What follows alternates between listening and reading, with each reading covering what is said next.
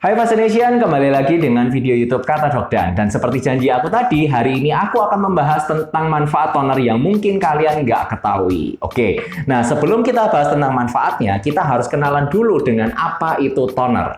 Jadi toner itu adalah suatu produk perawatan kulit yang bahan dasarnya adalah air, di mana fungsi toner ini adalah sebagai produk pembersih wajah. Yang tujuannya sebenarnya adalah untuk membersihkan kulit dari sisa-sisa make up, dari kotoran, dari minyak berlebih, dan juga dari sel-sel kulit mati. Jadi memang toner ini adalah suatu produk pembersih. Tapi di luar sana, masih banyak menganggap bahwa toner itu hanya bisa digunakan untuk orang-orang yang menggunakan make up. Artinya toner itu nggak penting untuk cowok karena cowok nggak pakai makeup, dan toner juga nggak penting untuk cewek-cewek yang nggak menggunakan makeup. Dan tahu nggak sih bahwa anggapan itu adalah anggapan yang sangat keliru karena toner punya banyak manfaat.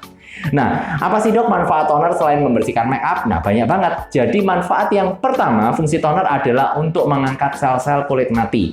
Nah, biasanya jenis toner seperti ini itu disebut dengan exfoliating toner. Nah, cara kita tahu bahwa toner ini fungsinya untuk mengangkat sel kulit mati adalah kita bisa lihat dari bahan aktifnya. Kalau misalnya toner itu menggunakan atau mengandung bahan aktif yang bersifat asam seperti AHA, contohnya AHA itu glycolic acid, lactic acid, nah atau BHA, misalnya salicylic acid, berarti fungsi toner itu adalah untuk mengangkat sel-sel kulit mati. Nah, kalau misalnya kalian tanya, kenapa sih sel kulit mati harus diangkat? Jawabannya seperti ini. Jadi sel kulit mati itu memang punya fungsi sebagai barrier kulit.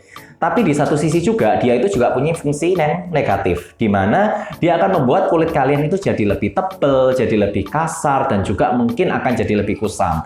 Jadi kalau kalian misalnya menggunakan toner dengan fungsi eksfoliasi untuk mengangkat sel kulit mati, maka kulit kalian itu akan jadi lebih halus, akan jadi lebih lembab, dan kulit kalian ini juga akan lebih mudah untuk menyerap skincare yang kalian gunakan.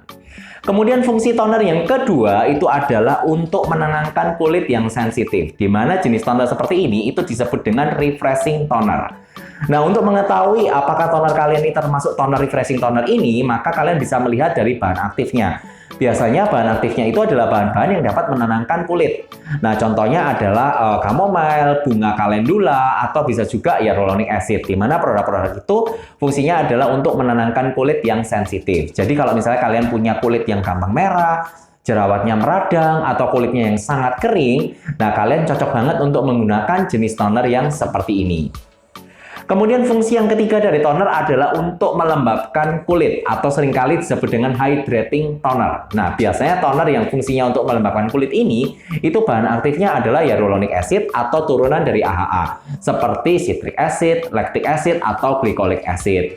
Nah, tapi yang penting adalah seperti ini ya. Kalau misalnya kalian sudah menggunakan toner yang fungsinya adalah untuk melembabkan kulit, kalian itu tetap harus menggunakan pelembab. Kenapa? Karena toner itu hanya melembabkan kulit di permukaan luarnya saja. Sedangkan kalian tetap perlu menggunakan skincare yang ada pelembabnya untuk meningkatkan kadar air di bawah permukaan kulit. Jadi jangan lupa menggunakan pelembab meskipun kalian sudah pakai toner yang bersifat hydrating. Kemudian fungsi yang keempat dari toner adalah untuk menyeimbangkan pH kulit. Nah, sebelum kita bahas tentang ini, kita harus kenalan dulu nih, pH itu apa? Jadi pH itu adalah potensial hidrogen, di mana fungsinya adalah untuk menunjukkan tingkat keasaman. Jadi kalau misalnya pH-nya itu dianggap netral, itu di angka 7. Kalau misalnya pH-nya lebih dari 7, maka dia dianggap basah. Kalau misalnya pH-nya di bawah 7, maka dia dianggap asam.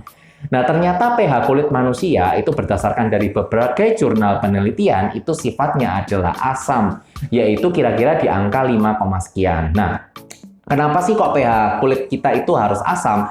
Karena pH yang asam itu punya fungsi. Fungsi yang pertama adalah untuk menjaga kadar airnya. Fungsi yang kedua adalah supaya kulit tidak gampang meradang, dan fungsi yang ketiga ternyata pH yang asam ini itu dapat melindungi kulit kita dari infeksi dari bakteri. Nah, kalau misalnya kita terlalu sering kena paparan matahari atau menggunakan skincare tertentu yang salah, itu biasanya pH kulit kita itu akan geser, jadi tidak asam lagi, tidak di angka 5, sekian, bisa jadi lebih asam atau bisa jadi lebih basah. Dan hal ini akan menyebabkan gangguan keseimbangan pada barrier kulit. Nah, makanya kalau misalnya kalian itu punya kulit yang kering banget, kemudian gampang jerawatan, gampang meradang, sering gatal-gatal, dan lain-lain, mungkin pH kulit kalian ini terganggu dan kalian membutuhkan toner yang dapat menyeimbangkan pH kulit. Nah, yang biasanya kalian tanyakan pasti, dok, gimana sih cara tahunya bahwa toner itu dapat menyeimbangkan pH kulit? Jawabannya gampang banget. Kalian bisa lihat dari bungkus tonernya atau dari kotak tonernya, di mana biasanya toner-toner seperti itu sudah memiliki klaim bahwa dia dapat menyeimbangkan pH kulit. Biasanya ada tulisannya nih, misalnya toner ini dapat menyeimbangkan pH kulit, di mana pH toner ini sekian, 5, sekian sampai 6, sekian. Nah, itu adalah contohnya di mana itu adalah jenis toner yang dapat menyeimbangkan pH kulit. Nah, jadi itu tadi adalah fungsi-fungsi toner yang mungkin kalian nggak tahu. Jadi, pesan dari Dok Dan adalah hapus stigma bahwa toner itu hanya digunakan untuk membersihkan makeup. Dan jangan pernah merasa bahwa kalian nggak perlu toner, dan jangan pernah skip toner karena fungsi toner sangat banyak. Oke, sekali lagi terima kasih telah menonton video ini sampai selesai. Dan kalau kalian misalnya ada pertanyaan tentang topik ini atau ingin memberikan masukan tentang topik berikutnya, kalian bisa ketik di kolom komentar. Oke, sampai jumpa di video Kata Dok Dan berikutnya. Bye-bye.